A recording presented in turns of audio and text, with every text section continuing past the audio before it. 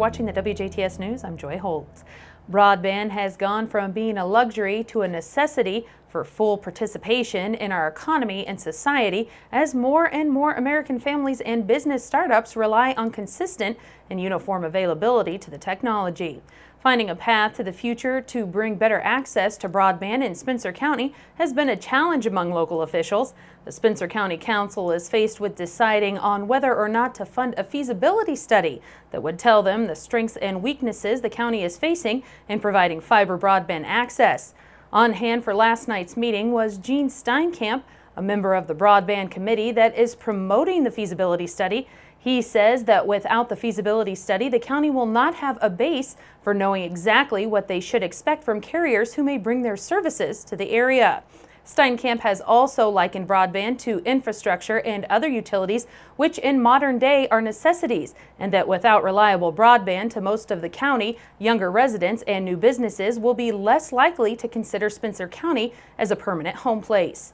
Jim Dobby, president and CEO of Perry Spencer Rural Telephone Cooperative, spoke to the council from an informative standpoint, and when asked by a council member if information from the study would entice carriers to come to the area, he responded no. Dobby did focus on and explain to the council that Spencer County was part of an area that was served by larger phone companies that did not initially accept support from the FCC's Connect America Fund to provide broadband and voice service over a 6-year period. And now the area is part of a census block group eligible for the Connect America Phase 2 auction that will be taking place sometime in July. The auction will use competitive bidding to allocate up to $1.98 billion of support over 10 years in high-cost areas served by larger telephone providers such as Spencer County. Wayne Blake, an account executive for Verizon, said that the feasibility study will allow the county council to own the information and would form a strong understanding for the county to communicate effectively with carriers who may be interested in the future for providing service to the area, or in need be a private-public subsidy if it comes to that. Approximately 23 million Americans lack access to infrastructure capable of providing 10 up and 1 down megabits per second fixed broadband. The council did not vote on the matter during last night's meeting, as they requested to hear from a representative from the company that will be performing the study. Weather continued to impact the areas. We saw flurries and light snow showers throughout Tuesday night. And with the light snow and ice already on untreated roads, it has caused once again another snow day for DuBois County students, as school will be out of session again tomorrow, Thursday, January 17th. This just in, parents are pulling their hair out as we speak. City and street crews have been working nonstop, keeping roads cleared, and with an expected warm-up by the weekend, we could see some very muddy and messy conditions by Sunday. However, with the snow still compacted on county roads, conditions and cool temperatures, ice continues to create hazardous driving conditions. For all the latest closings and cancellations, you can visit our Facebook page at 18WJTS or our website at www.18WJTS.com. Early this morning, Huntingburg officers were contacted by a 17-year-old male at the police station about a battery incident that took place at 403 East 1st Street Avenue in the city. Police responded to the residence and detained the suspect, 37-year-old Jorge Candelario Estillo. Officers were able to speak with the victims, who refused medical attention and took their statements.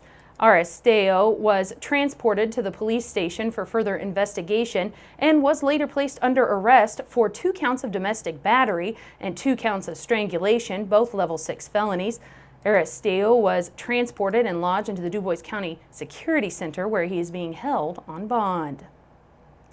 The 2018 Women of the Heartland event has been rescheduled for Saturday, February 24th at the Huntingburg Event Center from 9 to 11:30 a.m. Anyone who had previously registered for the January event must re-register by February 19th. They are also accepting new registrants.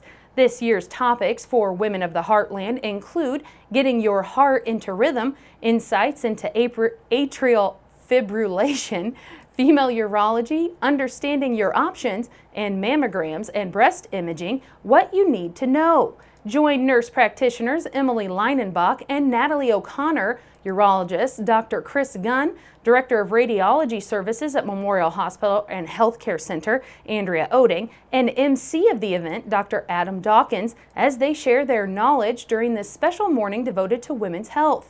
There is no admission fee. However, donations will be accepted for the Integrative Medicine Program at the Philip R. Dawkins Heart and Vascular Center at Memorial Hospital and Healthcare Center. All women who attend will receive a gift certificate for a free blood screening, including total cholesterol, HDL, LDL, triglyceride, and glucose levels at Memorial Hospital outpatient labs. For more information and to pre-register, please visit Memorial Hospital's website at www.mhhcc.org and click on Classes and Events or by calling 812-996-2352. And the City of Jasper is sponsoring an American Red Cross public blood drive this Thursday afternoon at the Hobbig Center. The blood drive is taking place due to the holidays and cold weather. There are more people needing blood. Following several rounds of severe winter weather in many parts of the country, the American Red Cross urges eligible blood and platelet donors to help restock its shelves to overcome a shortage since December 1st. About 300 blood drives across 27 states have been forced to cancel due to inclement weather, resulting in more than 10,500 blood and platelet donations going uncollected. Despite the weather, hospital patients still rely on transfusions. The City of Jasper is also joining with the Du Bois County Leukemia Association for a Be the Match registration. The blood drive and Be a Match registration will take place at the Hobbig Center, located at 1301 St. Charles Street, tomorrow, Thursday, January 18th from 2 to 7 p.m. Walk-ins are welcomed, or you can pre-register at www.redcrossblood.org. In September, the town of Dale became roughly 512 acres larger as property west of the Dale Lake Road was annexed and brought into the municipal limits. Riverview Energy, a Michigan-based company, has proposed a direct coal hydrogenation project, the first of its kind in the United States. Riverview Energy President Greg Merle says the direct coal hydrogenation project will convert coal into clean diesel fuel and other valuable products. The process combines coal and natural gas to produce diesel fuel that meets the new standards for sulfur content.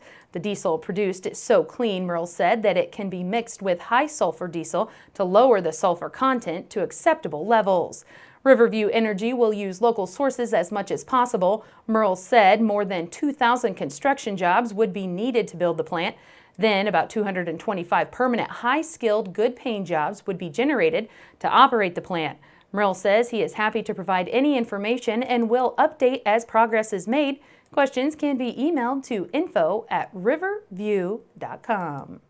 Advocates gathered at the State House on Tuesday to show their support for House Bill 1380, a bill to reduce smoking in Indiana by increasing the state's cigarette tax.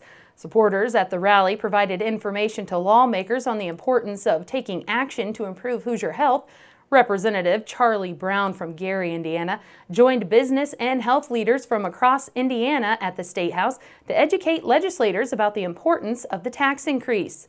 According to Brown, the $2 increase proposed in House Bill 1380 would reduce smoking, save lives, strengthen Indiana's workforce, and raise revenue that can be dedicated to urgent public health priorities, including helping more smokers quit and fighting the opiate epidemic.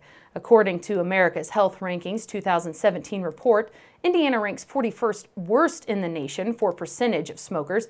Recent data from Bellwether Research and Consulting shows that Indiana business leaders support the cigarette tax increase due to rising healthcare costs.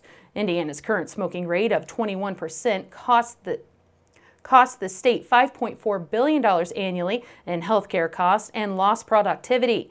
Raise It for Health was created in 2017 by Tobacco Free Indiana as a campaign focused on raising the state's cigarette tax. For more information about Raise It for Health and the cause, visit www.raiseitforhealth.com. Stay tuned. We'll be right back with your latest forecast. You're watching 18 WJTS News.